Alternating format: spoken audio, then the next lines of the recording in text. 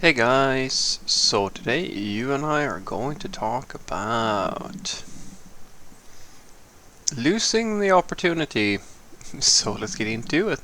So the question in question was, hi Frederick, can choosing the wrong example in software engineering behavior into your culture fit into you get you down leveled or you make you lose the opportunity?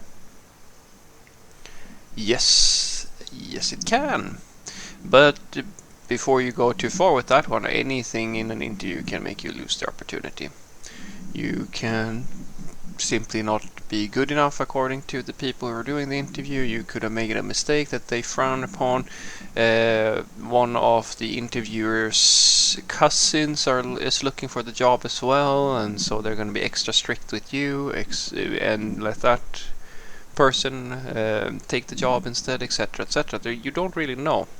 You never really know exactly what people are looking for in an interview. And I've always tried to follow this principle where there are some people, it's sort of the same philosophy some parents, overbearing parents, have, which is that they try to childproof everything. It's what is called helicopter parents or something like that.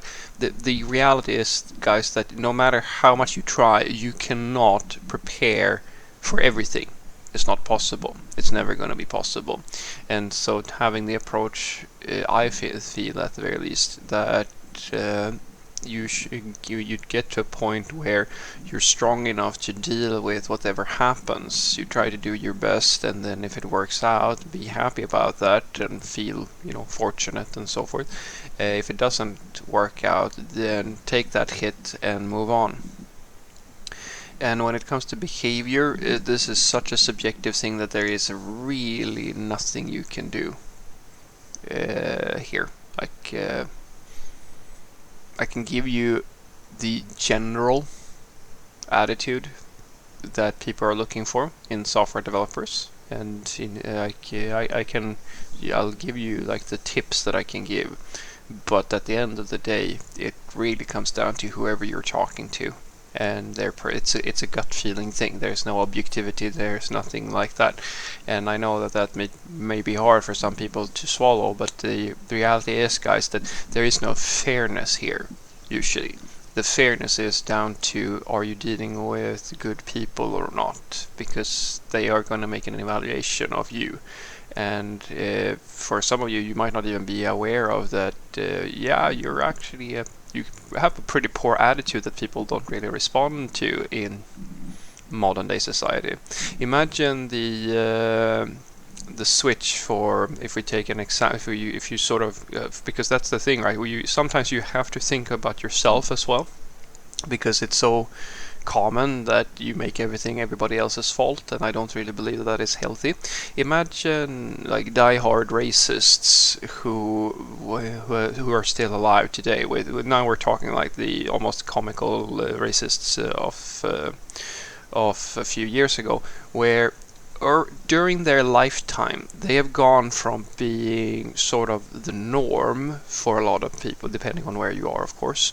And in some areas of the world, they have gone out to be so frowned upon that they can barely express themselves anymore. And the same sort of situation you might find yourself in. You might find that your attitude towards software development, how you do work in a modern IT company, is actually, it doesn't fit. And if this is sort of the same realization I once upon a time came to, when I realized that I'm going to have to put on nicer clothes if I'm going to go to a job interview, because the people in the job interview, although I can feel that it's a bit shallow to look at somebody's clothes when you're talking about professional matters, that is, they are the gatekeepers, and the gatekeepers make the rules, and it's the same thing for you. So the thing that you usually want to communicate when we're talking about behavior in an interview is, first and foremost, transparency. That's number one. People want to feel like they can trust you, that you seem to be a genuine person, etc., etc. Number 2 is enthusiasm and engagement for the work and the people that you deal with. Because people don't want people who sort of doesn't give a fuck about anything. These two things are the main things, and these are of course very wide topics, but in essence what you're going for is that you want to communicate that you are a professional software developer who knows, you have the technical skills to work in the environment, but you're also you can communicate effectively with people, you are a nice person to deal with, you will talk to people, you will support your teammates, you will be transparent, and you will do your best to make the work environment that you find yourself in a healthy one. And that is a lot down to communication and attitude towards the people and the work that you have. There is very little room in software development companies these days for the sort of people who are like, yeah, pay me. No, I'm not really interested. People who are really only there to get paid. In the interviews, people they usually don't do so well, and it's not because it's not because you have to love the job but it's think of it this way, guys. McDonald's and fast food restaurants ask their candidates why they want to work at McDonald's and where they see themselves in 5 years, etc., etc. Is that sort of attitude, personality questions? It's given to people who are in an environment where most of them are not going to have that job. No, most of them don't want that job. They want something more, but this is what's available to them, right? And so, as you can imagine, the same sort of thing is relevant in software development, because management and everybody in the company wants you to be the sort of person who can do the job, who's going to help out your coworkers, and actually if someone needs help you're going to respond, you're going to try to assist your coworkers, etc., etc. You're going to give constructive feedback in code reviews and so forth, and you are genuinely interested in helping out with fixing the problems of the company.